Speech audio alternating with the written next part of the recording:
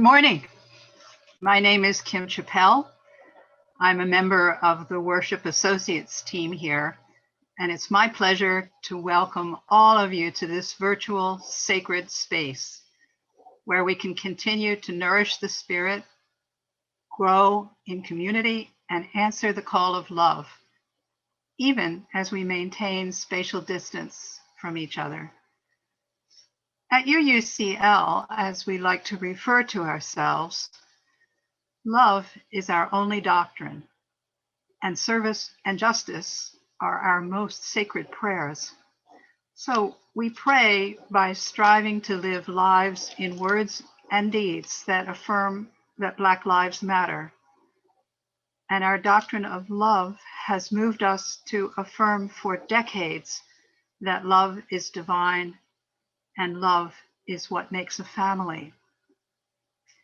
In our progressive spiritual community, we celebrate the many ways that people can nourish the spirit.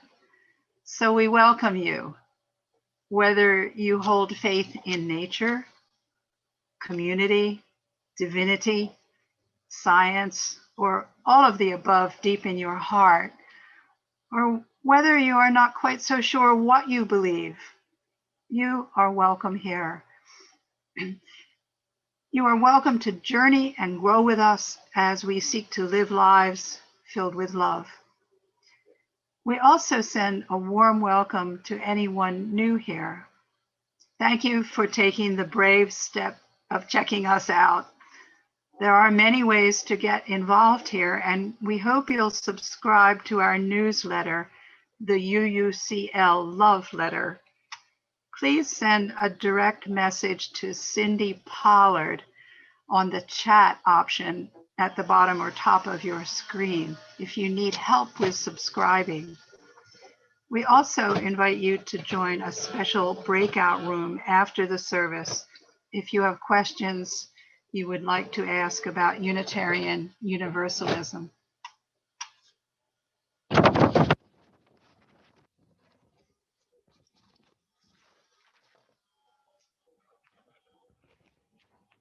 Reverend Israel will now light our chalice, a symbol of our progressive faith. Let this light reveal for us the path forward as we listen to the words of Alfred Lord Tennyson. Ring out a slowly dying cause and ancient forms of party strife. Ring in the nobler modes of life with sweeter manners, purer laws. Ring out false pride in place and blood, the civic slander and the spite. Ring in the love of truth and right. Ring in the common love of good. Ring in the valiant one and free, the larger heart, the kindlier hand. Ring out the darkness of the land. Ring in the anointed that is to be. Thank you, Kim. I add my welcome and welcome all of you to this virtual sacred space.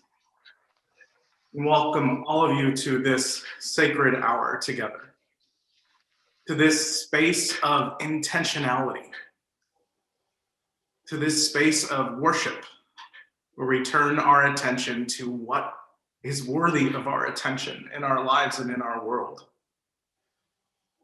To this space where our attention is the prayer in this hour that helps us to learn to lead lives filled with love. Welcome to this space where we meditate on our dreams and our visions for a better world. And we keep doing so. And we turn our attention over and over again each Sunday, simply because we need to. Because life is distracting, the world is distracting, but it is exactly what we are meant to be doing. To this space, I welcome you. where when all seems lost, we are here to uncover and to seek the path forward, to be lifted in love. So let's be filled with love and lifted in love as we worship together this morning.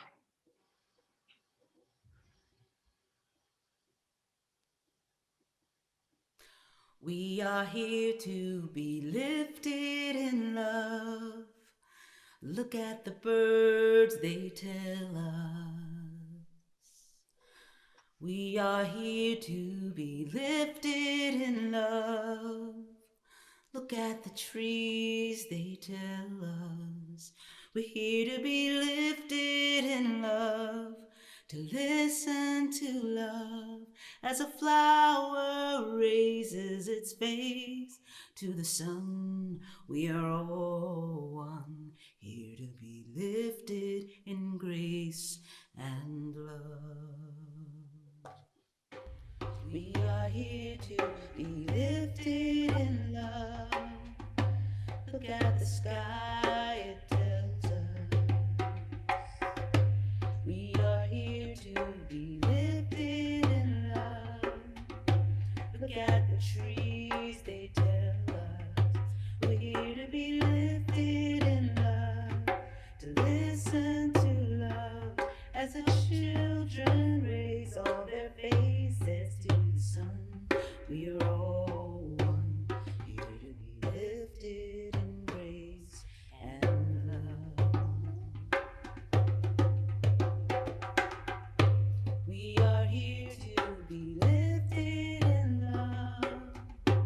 Look at the trees, they tell us. We are here to be lifted in love. Look at the seas, they tell us.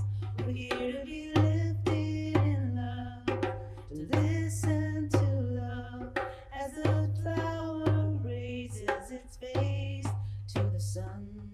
We are all one, here to be lifted in grace and love.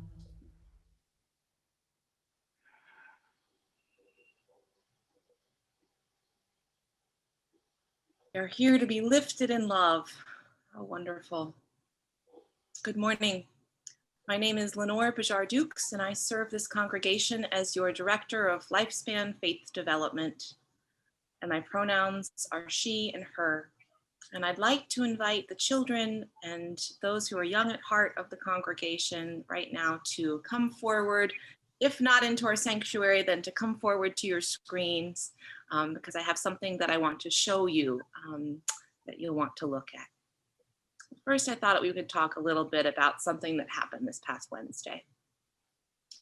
And some of you and I have spent a little time this morning already talking about what happened in children's worship, so I won't spend too long talking about it, but there are some things that I think are important for us to all be on the same page about. A whole lot of people traveled to Washington, D.C. to gather to listen to the president that they believed had won the November election, President Trump, who had actually lost it. And we believed that in part because he had told them so, and a bunch of other leaders, including in this state, had told them so, and because a lot of people in alt-right media had told them so. And this president spoke to this crowd of people. And they heard from him again that the lie, that the election was stolen. And they heard from him again that something awful is happening, something awful that needs to be stopped, this lie. And they heard him ask to go do something about that. And many of those people then went to the Capitol building where our lawmakers were meeting to certify that, yes, Joe Biden had won the election and will be the next president. And then this crowd, this mob of people, threatened the people working there. They broke in. Some people died. The lawmakers had to stop making the laws. They had to go hide. And this was a really scary day and a really important day. Mobs tried to take over the government and change an election, to take away one of our UU principles that all people should have a voice. And you may have seen by now that this didn't just happen by accident. So for months, people have been planning to go disrupt the election process with violence. Some people have been planning that. And for years, white supremacists, people who believe this lie that white people are better than people of color, have been recruiting other people to believe the same thing. They've been organizing. And many of those white supremacists were there at the Capitol and had been open about going to the Capitol and planning to do that. And yet our leaders did not take enough steps to stop them. Why not?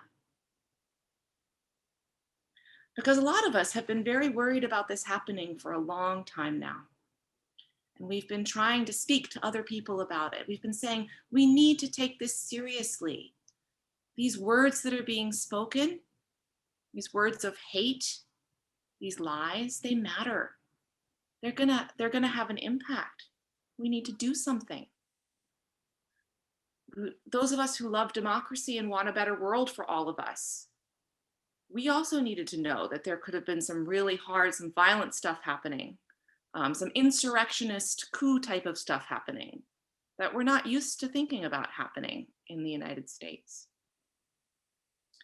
So something that came up in children's worship today was the question of why people died, why there didn't seem to be very much planning or preparation in place when there have been so many warnings that some of this might happen. And I thought it was a really good question to come bring to all of you. How could it be that so many of our leaders, and maybe even really some of ourselves, right? A lot of us were surprised by this, did not seem to really truly imagine that something like this was going to happen. Even though so many people have been warning about white supremacist violence and insurrectionist violence for years. I think it's actually a good month for the theme, our Soul Matters theme, to be imagination. Because part of what this question is a question of why have the imaginations of so many people in the United States not been imagining that this would happen, not been ready to stop it. So I want you to keep that wondering question in mind. But for now, I have here, and this is the part where you come up to your screens, a piece of paper, a little simple piece of paper. And I invite you to look at the dots and try to count them. How many dots do you see? Can you put them in the chat? I want some guesses. How many dots do you see?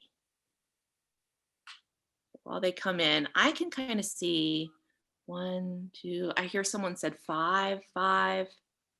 Ooh, somebody sees 7, 6. Okay, so we've got sort of between 5, 4, and 7. Well, now I'm gonna pull up the red cellophane that's here. What do you notice? What do you notice? Go ahead and put that in the chat too.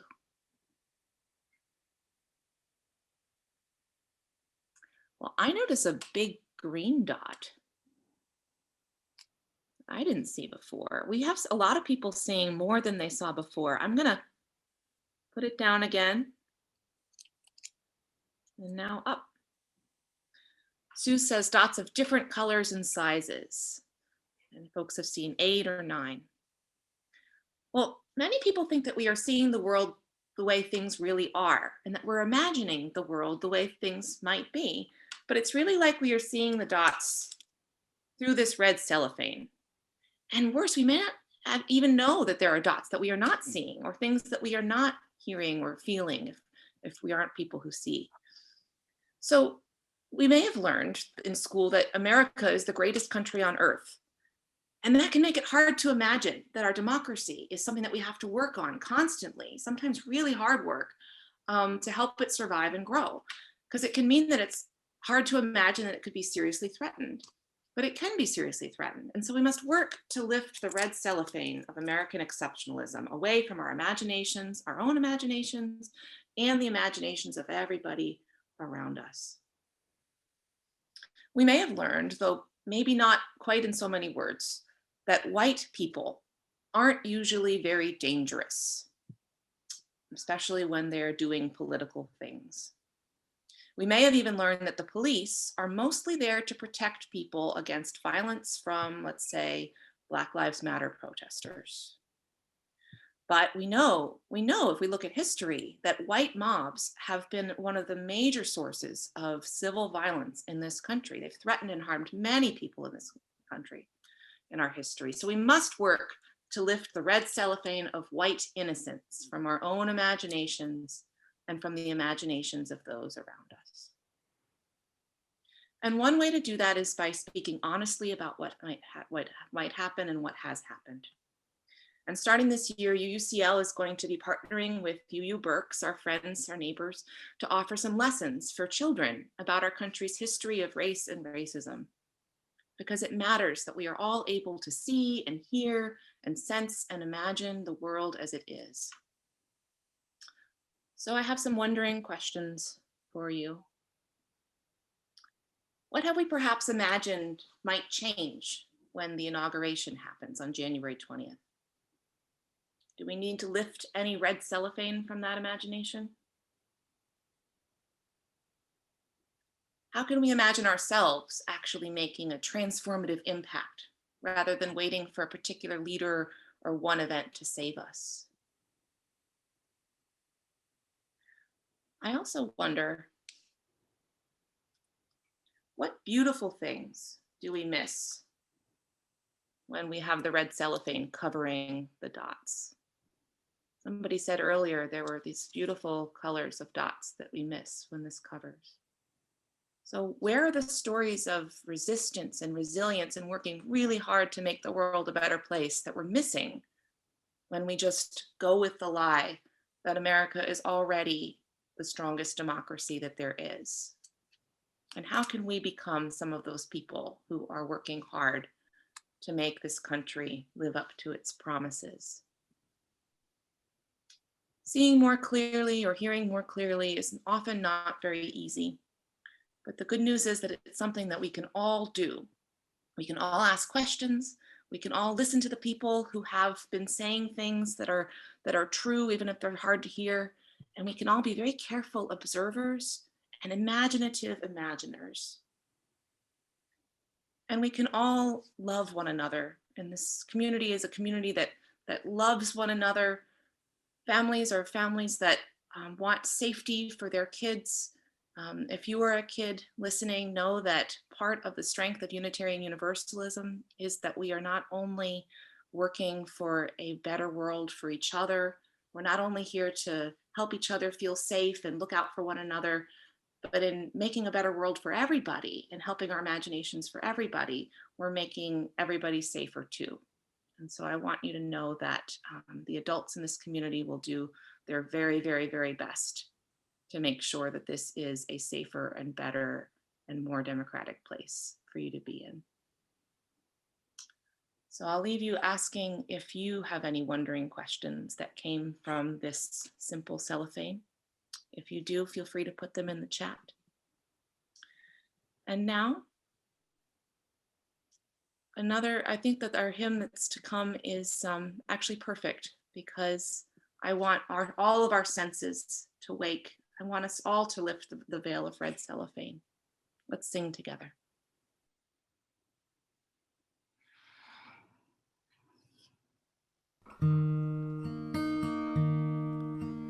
Wake now my senses and hear the earth call. Feel the deep power of being in all. Keep with the web of creation your vow. Giving, receiving as love shows us how. Wake now my reason, reach out to the new. Join with each pilgrim who quests for the true. Honor the beauty and wisdom of time. Suffer thy limit and praise the sublime. Wake now compassion, give heed to the cry. Voices of suffering fill the wide sky.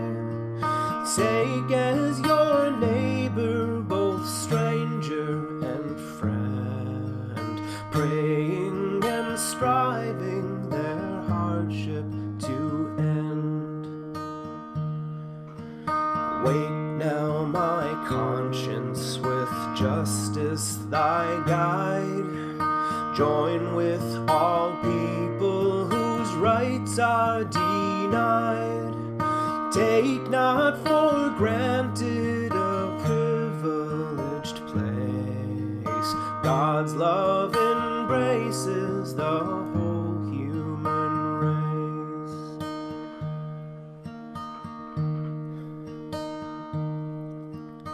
Wake now, my vision of ministry clear. Brighten my pathway with radiance here. Mingle my calling with all who will share. Work toward a planet transformed by our care.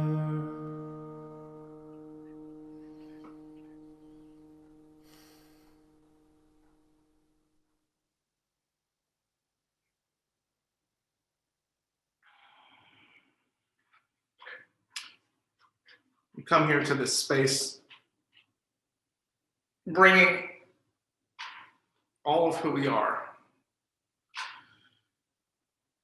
all of our joys, sorrows, and the complex truths of what it means to be human and alive. Today, during a time like this, but really during all time, it has always been complex to be alive. For it means that we experience pain and suffering, joy and hope, vision and imagination, and terror at the same time. And all of those things mixed up together, held in our well of community, where we bring them like the salts and minerals and life dissolved in the great oceans of the earth, where all things dwell and exist together. And so we bring everything that we are experiencing, reactions to the world and reactions to our own lives, to this well of community where we can draw sustenance, where we can cleanse ourselves, be held here. And I feel the weight of all that we carry, and also the gravity of this community that pulls us towards it, to be held, because we know that we need each other to survive. We are here for you. We are here for each other. And so for all these things, I ask you now to join me in a moment in the spirit of intentionality that some know as prayer, and others as meditation, and some know simply as being fully present to life, by taking a moment to stop and to breathe.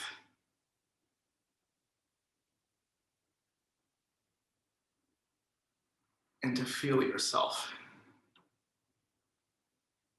in your chair, on the couch, on the floor, or wherever you are.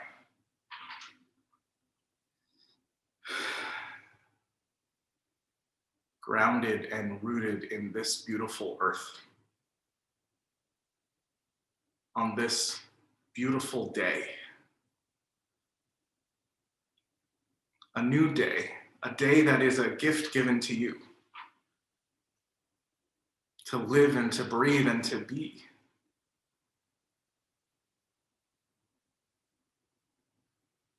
Remember that we are here, not just minds, but bodies that breathe.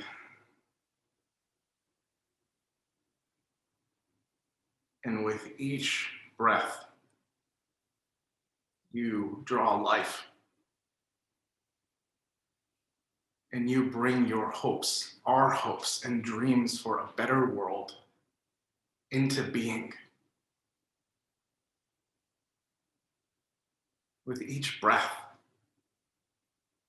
it is like our dreams, our visions, our love flowing through you, yearning to be carried into the next moment and yearning to break free.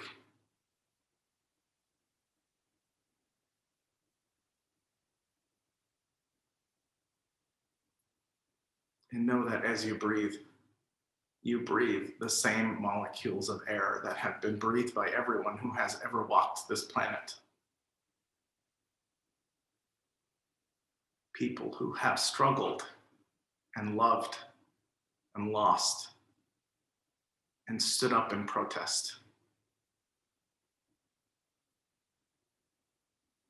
You breathe the same air as them.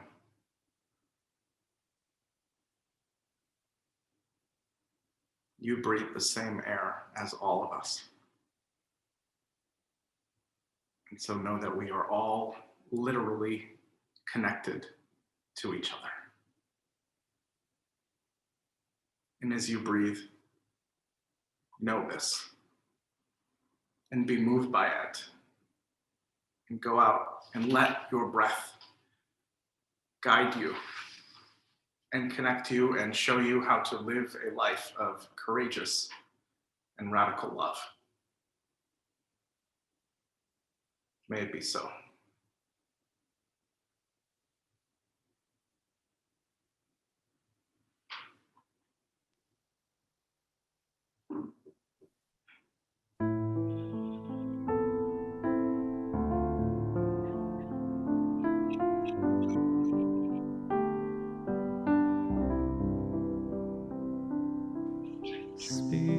Spirit of life, come unto me. Sing in my heart all the stirrings of compassion. Blow in the wind, rise in the sea, move in the hand, giving life the shape of justice. Roots hold me close, wings set me free. Spirit of life, come to me, come to me.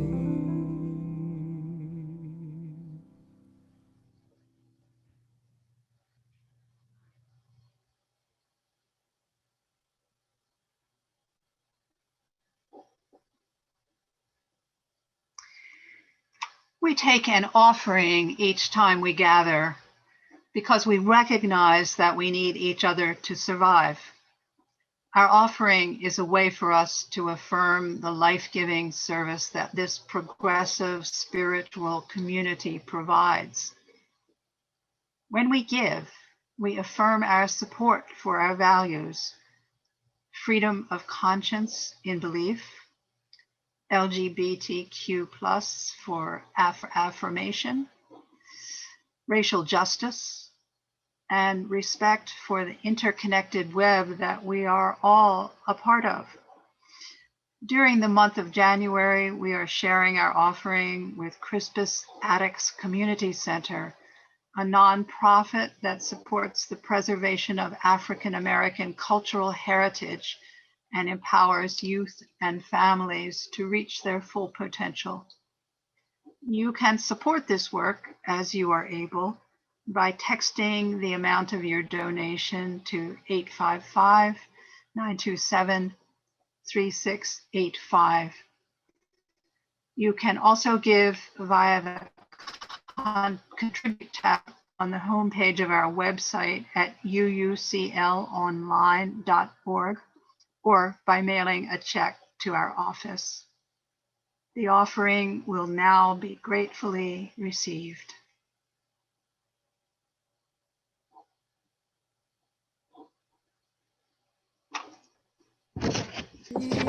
Breathe in, breathe out, breathe in, breathe out. When I breathe in, I'll breathe in peace. When I breathe out, I'll breathe out love. When I breathe in, I'll breathe in peace. When I breathe out, I'll breathe out love. When I breathe in, I'll breathe in peace. When I breathe out, I'll breathe out love. When I breathe in, I'll breathe in peace. When I breathe out, I'll breathe out love. When I breathe in, I'll breathe in peace. When I breathe out, I'll breathe out love. When I breathe in, I'll breathe in peace. When I breathe out, I'll breathe out love. When I breathe in, I'll breathe in peace. When I breathe out, I'll breathe out love. Breathe in, breathe out, breathe in, breathe out.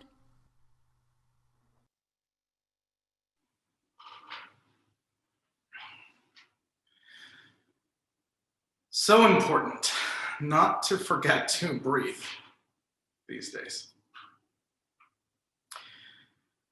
So 2021 was supposed to be a new year and a new moment for us.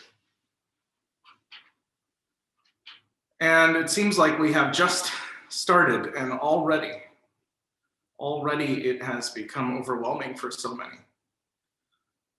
Already it can feel like there is so much uncertainty and so much going on. And just when everything was finally, maybe for a moment, beginning to feel settled, or I hesitate to say resolved, but the election cycles were over, we have a vaccine on the horizon, and then this week happened.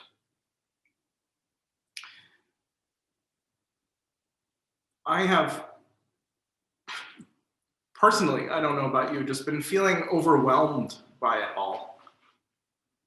Feeling like there has been no time to breathe. And so I play that song to remind myself, if not you all, to not forget to stop to breathe. Because all of this week may have been very shocking to some of you. But I suspect it was not surprising to many of you. Many of you probably have been anticipating or at least predicting this for a long time. Our president certainly has been encouraging it, encouraging violence and encouraging the use of force for at least the past 4 or 5 years. So why was it shocking to see an attempted coup on our democracy? Perhaps I suggest it's alarming because of what it may mean for the future of our democracy and for the future of our most sacred values. Or maybe it's alarming because it contradicts so deeply the narrative that many of us were told about America, that many of us might believe, or at least hope for America. That America is a beacon of democracy on the world stage, that it is the home of the free, where all men, emphasis on the word men, are created equal. All of that bullshit that many of us were taught in school. We might say, this week is not America. We are a democracy. But of course, I tell you today that this week, this is America. This is exactly what America is made of. This is exactly what America has been.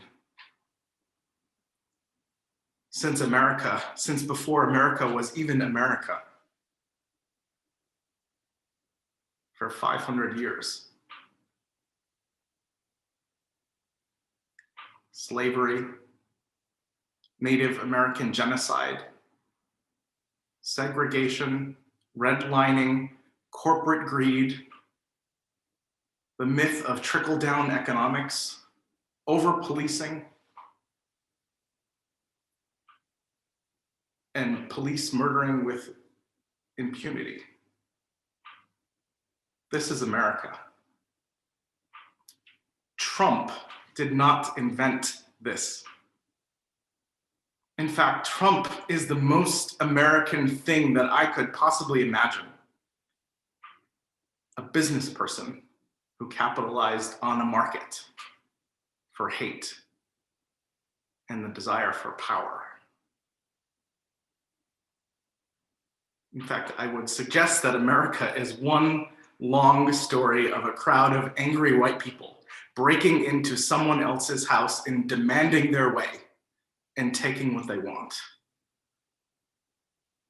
while ordinary people sit back and let it happen because the status quo allows them to lead comfortable lives. This is white supremacy, and this is America. There is really nothing surprising about it.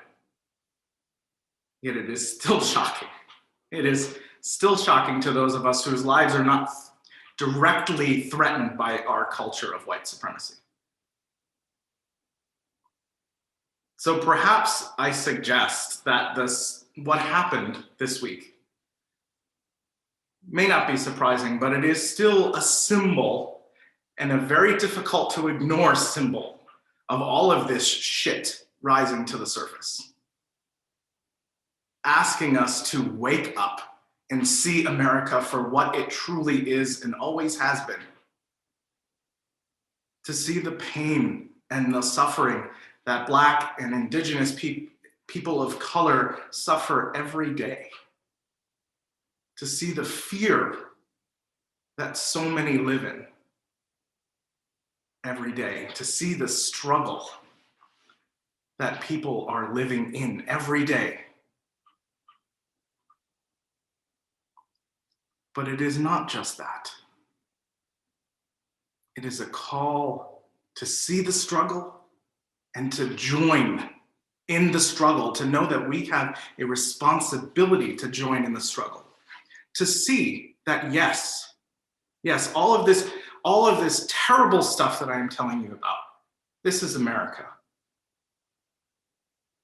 But America, this land, this place, is also something beautiful, is also a place of complex truth, complex and sacred truth too. Because America is not just all of this pain and suffering and oppression. America is also the history of people, those people who were oppressed and are oppressed, but who still live and survive and struggle every day, who engage in righteous resistance and who still survive and live lives of love, live lives are still here, have been here even before white people came here. There were people living here, living beautiful, complex lives, just like we are today. So America did not begin with white people arriving on these shores to take what they wanted. America's story is much more complex. And so I hope that this moment in time asks us to awaken to that truth as well. To know that from the beginning, people have been struggling against tyranny and showing us how to stand up to tyranny. From the beginning of indigenous resistance to white people, resistance of the people who were enslaved, people living and loving even under brutal circumstances.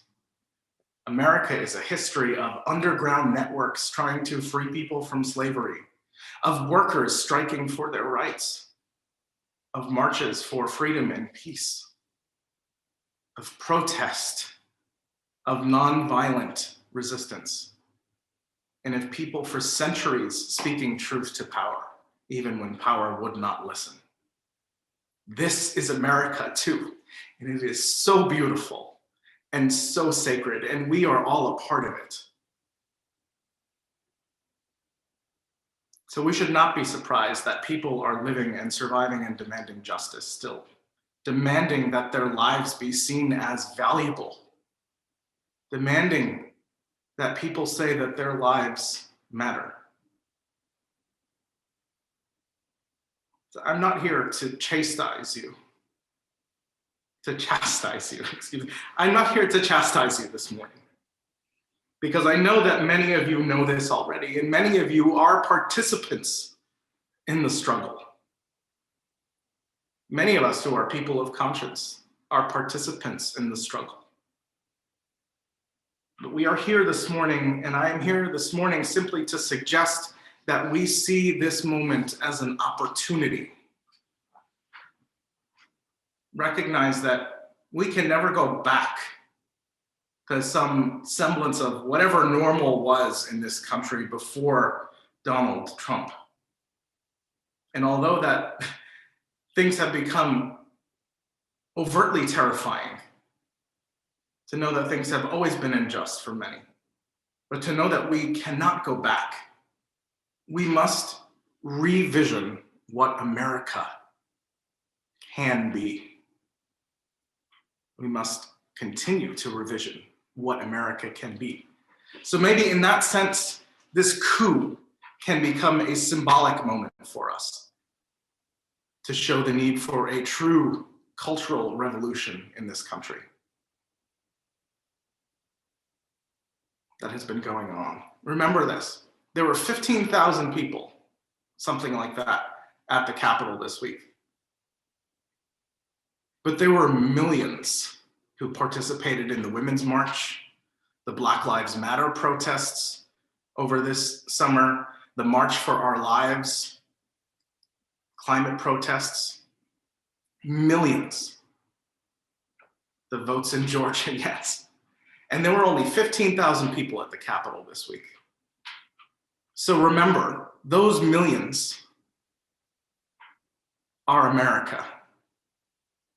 This is America. And so don't be afraid in this America to call fascism, fascism. Don't feel like we need to find a sense of unity and compromise with fascists or meet tyrants in the middle, because meeting halfway between collective liberation and fascism is still far from liberation. It leads us to things like separate but equal instead of integration. So instead of seeking compromise, it's our job as UUs to listen to the prophetic visions that people who tell us what a truly free and liberated America can be. One where true unity is not to listen to tyrants who would take power by force, not to call for unity from those who would only speak intolerance, but to listen to people who would show us what liberation really can be. Activists, Black Lives Matter activists, reimagining what public safety can look like. Young people, drawing our attention to the climate crisis, asking us for sensible gun laws. Teachers, mentoring minds. Artists, creating visions of beauty. And scientists helping us to uncover truth. And so we must have courage to support the work of these visions and these people and join them. You might think now that this is an overtly political justice sermon. And you might ask me where the reflection on spirituality is today. I'll tell you this. It's impossible to separate the political from the spiritual. That is a myth. Our faith is dead cold if it does not move us to make our world a better, more just and loving place. Our faith is useless without visions for justice. Because our faith tells us that none of us are free until all of us are free. So if we want a different America, it is going to take all of us.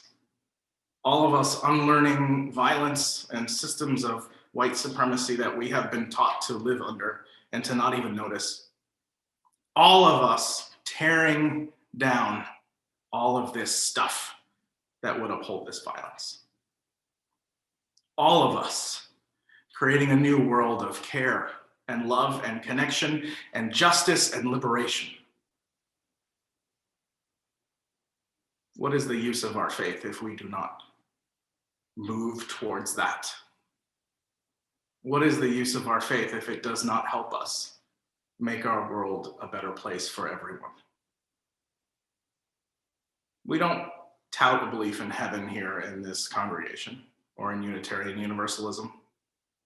Rather, we work to make this life, this world, a heaven for everyone, to build something beautiful and just, where all are called in. This is our most sacred task in life,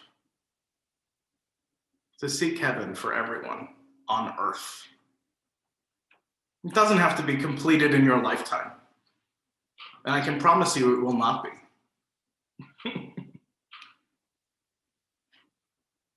But the process of building in it and engaging in this work, that is where we find our salvation, our heaven, when we are in the midst of visioning and building and imagining these things and struggling towards it. When we realize that 500-year history that we are a part of the pain and the suffering, but also the folks who have been struggling towards it since the very beginning. That is our heaven here. That is what we are called to do. And now it is your turn to take it up, and all of our turns to take it up. It is your turn. This is America. Make it so.